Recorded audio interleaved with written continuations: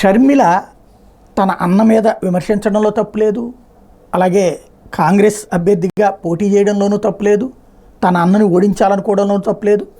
తన రాజకీయం తన ఇష్టం. కానీ చట్టపరమైన అంశాల విషయంలో మాత్రం ఆవిడ తెలుసుకుంటేనే బెటర్. ఎందుకు అంటే ఫ్రమ్ ద బిగినింగ్ జరుగుతున్నటువంటి గేమ్లో ఉన్న రహస్యం ఆవిడ తెలుసుకోనన్నా తెలుసుకోవాలి, లేదా ఆవిడ కోపంలో తెలిసినా కూడా దాచేసి ఉండాలి. ఆమంతటా ఆమె ఆ రోజున చంద్రబాబు నాయుడు వీళ్ళందరూ కలిసి హత్యకు పాల్పడ్డోళ్ళు, వెనక నడిపించినోళ్ళు అని చెప్పింది.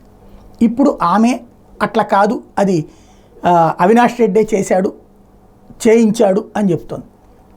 మరొక వైపున ఆస్తుల విషయంలో మా అన్న నాకు అప్పిచ్చాడు, అది నేను అఫిడవిట్లో కూడా చెప్పానని.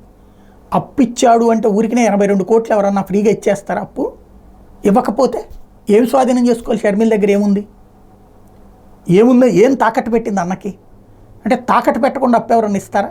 అంటే అది చెల్లిని చూసి నమ్మకంతో ఇచ్చిందే కదా. పోనీ లేదు, ఆస్తుల పరమైనటువంటిది. అసలు మీ నాన్న సంపాదించిన ఆస్తి ఏంటి, ఆ ఆస్తిలో మీకు వచ్చిన వాటా ఏంటి, అన్నకు వచ్చిన వాటా ఏంటి, మీ అమ్మకు వచ్చిన వాటా ఏంటి, ఇందులో ఏది నీకు ఇవ్వలేదు అంటే మీ ముగ్గురికి సమానంగా పంచారా లేదా, మీ నాన్న ఆస్తి రాశారా లేదా, అసలు ముగ్గురికి పంపకాలు చేశారా లేదా, ఇవి చెప్పి ఆవిడ విమర్శిస్తే ఆస్తుల విషయం జనానికి అర్థమవుతుంది.